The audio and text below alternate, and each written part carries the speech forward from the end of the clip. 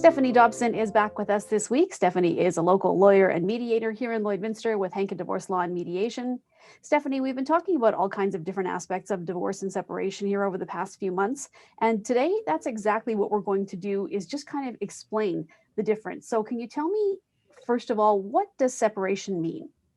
Yeah, Stacey, I get a lot of questions about what's the difference of if I want to be separated or I want to get divorced. So I really was excited to do this as a topic for today. So as you said, let's start by talking about separation. So separation is very untechnical. It is when two people who are either married or living together in a conjugal relationship wish to end their relationship.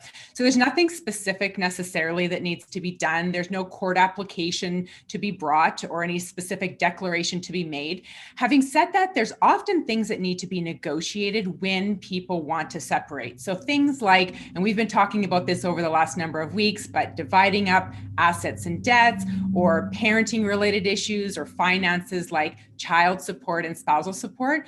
So really, separation is very informal. Now, do you have to be living in two different homes to be considered separated, Stephanie? Well, for sure, separation can be solidified by the act of physically moving into two homes, but that's not a necessary precursor to considering yourself separated. There's lots of clients that come into my office and they're physically living in one home, but they say that, from 6 months ago, we consider ourselves to have been separated. And so if two people are wanting to proceed with an actual divorce, which we'll talk about that in a moment, you have to consider yourself separated for 1 year under what we call the no-fault provisions of the Divorce Act.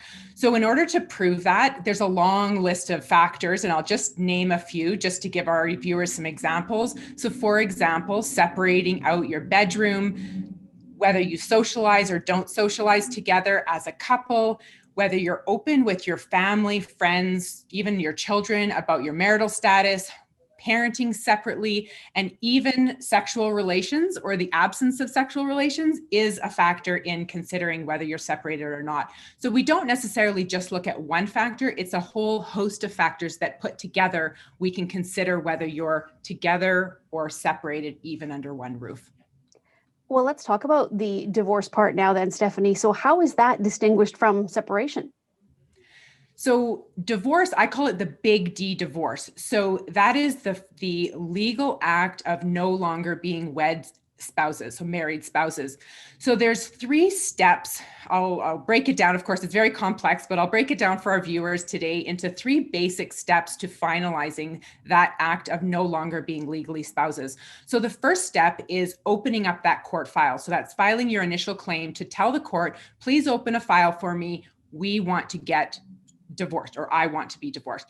The second step is then actually filing your final paperwork with respect to your divorce. So in between those 2 steps, there's all of these negotiations that we've talked about relating to your separation. So those division of finances, etc. And so the actual act of finalizing that divorce, you don't have to go to court to sign, you sign the paperwork ahead of time. You don't actually have to go to court. We do what's called a desk divorce. So once you've had that 1 year of separation, then you can proceed to ask the court to please issue me a divorce that ends our ends our marriage. That third step is then the divorce certificate. And so that's issued 31 days after that judgment. And that is what allows you to do all sorts of things. For example, remarry or consider yourself for sure divorced. That ends that appeal period. So it's a bit complex, but there's 3 basic steps to that. Well, and because it is so complex, Stephanie, how do you know if you want to get separated or divorced? What are some of the things that you should be considering? Well, separation, once you consider yourself separated, there are things that you need to work out. And we talked about that a moment ago. And so whenever I meet with clients, I always tell them, let's just focus first on the separation. Let's not necessarily worry about filing those court papers unless there's a reason to. And of course, like everything else, it's complex. So for the most part, we just focus on the separation related issues. In order to grant a divorce, the court is going to need to know about the things that you've decided on. For example, what are you going to do with the kids? What are you doing with your finances? So the court does need to know that. And so we can't necessarily proceed with a divorce without all of that information anyway. Well, Stephanie, because there is so much involved, obviously it's a good idea to go to a professional. So if Yes. somebody wants to find out more about this or has questions, what's the best way to reach you and your team? Sure. So anyone can call our office at 780-875-2234 or visit us on our website, Henka Divorce, Henka divorce.ca. And there's a web contact form. You can contact us that way or find out lots more information on all of this, including all of the history of all of our videos. All right. Well, thank you so much, Stephanie, for speaking with us, and we'll talk to you again next week. Thanks.